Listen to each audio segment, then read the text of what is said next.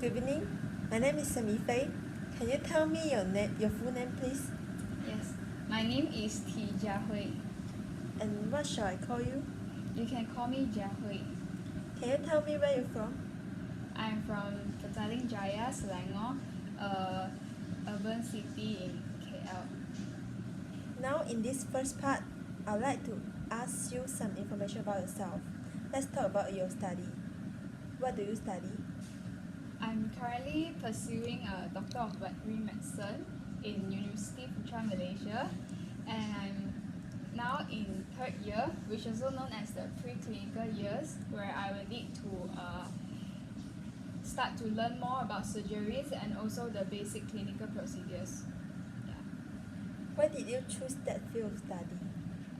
Because I am fond of animals. I love animals, and since I was small, I've started to play with animals because I used to visit my grandmother's place very often, and my grandmother actually reared a lot of pets at her house, and I felt like because sometimes animals do get sick, and I think that I should learn about the veterinary skills so that I can save the lives of animals as well.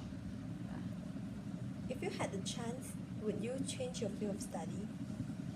No, definitely not, because as what I said earlier, I'm very fond to animals, so I hope to widen up my knowledge about treating illness and disease of animals, and also to explore more in this field so that I can have more knowledge on the animals, because I'm really interested to know more about them.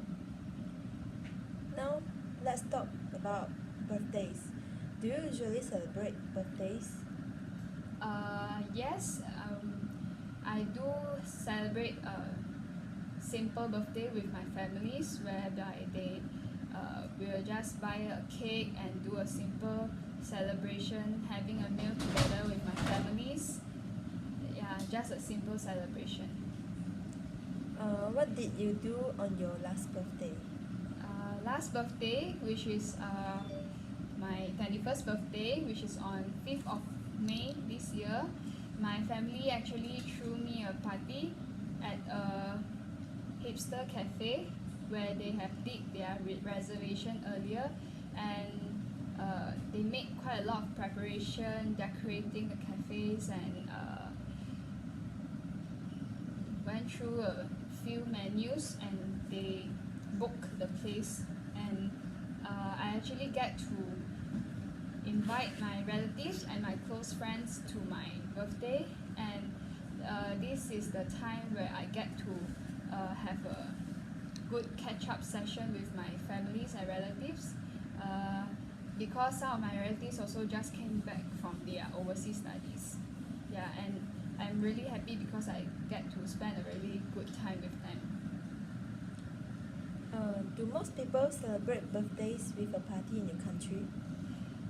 Not really actually, because people in my country don't really have a big celebration unless it's their 21st birthday, because to us 21st birthday is quite an important year for every teenagers, whereby they are like turning from teenagers to adults. So normally people will just do a simple celebration for other years of birthday except 21st birthday. So if it's 21st birthday, then people might throw a bigger party and invite more friends and relatives to this big party so that everyone can celebrate good the important year together.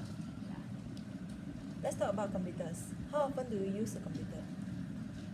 I use the computer almost every day because my university is actually currently practicing e-learning, whereby all our lecture notes and are submitted are uploaded online, so we need to refer back to our e-learning website, and we also need to submit our assignment and also lab reports via online. So we basically use computers almost every day. Do you prefer desktops or laptops? I actually preferred laptop because now most of the time we need to do our assignments and we have quite a lot of group works where we mostly need to use computers to do the presentation and all. So it's convenient for me to bring along the laptop during our group discussion with the group mates so that we can do the presentation straight away using a laptop and then make our work being done more efficiently and faster since we always have a laptop with us. Do you think it is important to learn how to use a computer? Yes, I think it's quite an essential thing for us to learn computer since nowadays most of the time students will need to depend on computer in most of their tasks in their studies. Now I'm going to give you a topic and I'd like you to talk about it for 1 to 2 minutes. Before you talk, you have 1 minute to think about what you are going to say. You can make some notes if you wish. Do you understand? Yes. Here's some paper and pencil for making notes, and here's your topic. Please do not write anything on the candidate class card. So, 1 minute.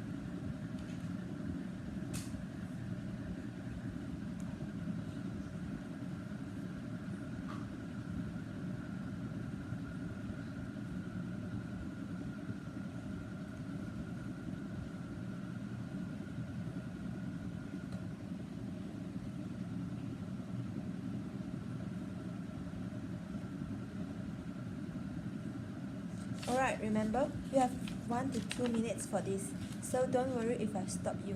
I'll tell you when the time is up. Can you start speaking now, please? Okay. So I would like to share to you about a useful website that I've been visiting. So this website is actually known as google.com. It is a very famous search engine, and it is also known as the most visited website in the world, as it's the best search engine that all of us know.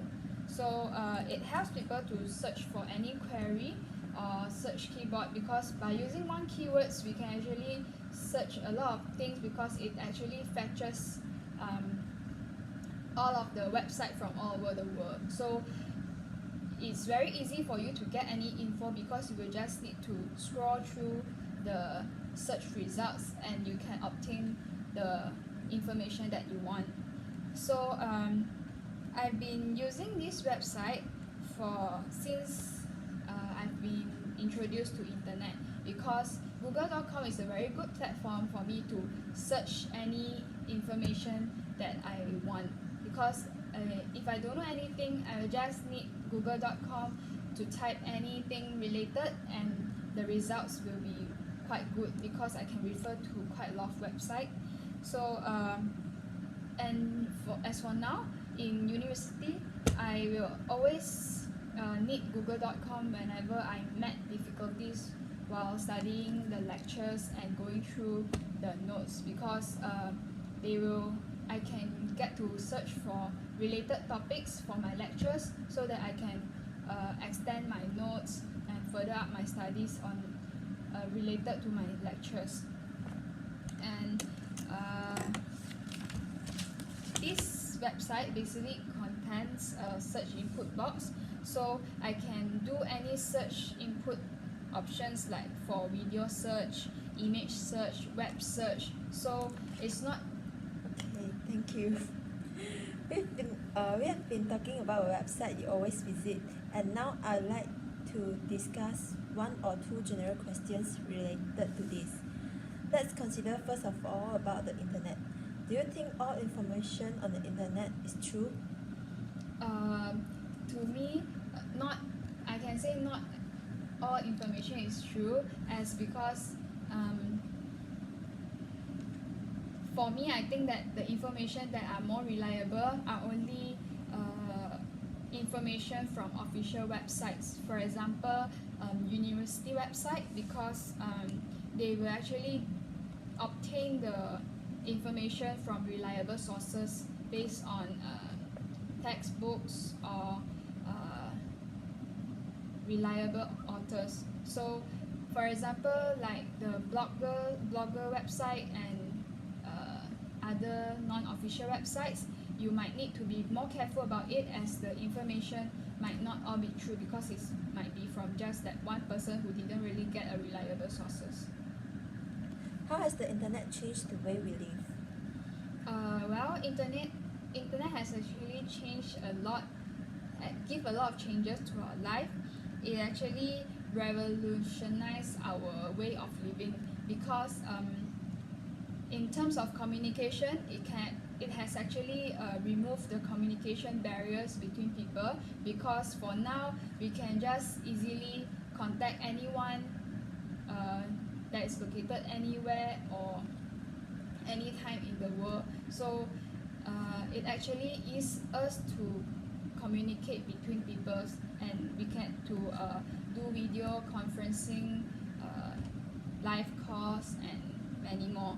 So other than that, in almost everything we do, we actually kind of depend on internet in our daily life now. For example, like ordering for food delivery, doing online shopping, and also posting daily lives update with your friends. Yeah. Do you think the internet is safe for children to use unsupervised?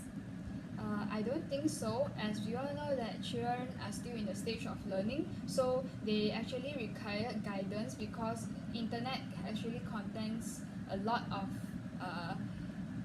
types of resources, such as bad websites, and those might actually lead them to bad influence. And yeah, so I think we should supervise our children. Okay, let's move on to the topics of social media addiction. Is it possible for someone to be addicted to social media? Yes, definitely, because there's so many things to explore in the internet, in the social media world nowadays, so people will actually get very addicted easily. What are the dangers of social media addiction? The dangers of social media addiction has a lot. So, for example, like they can actually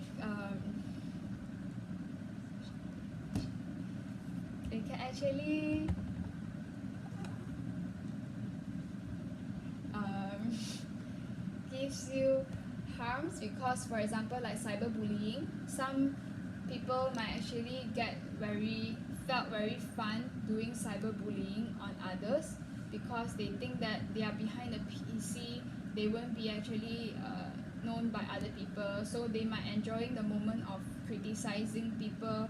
So this is actually a very bad form, as the people that got cyberbullied will actually greatly affect their mental health. And also some might even have social anxiety, as they actually likes to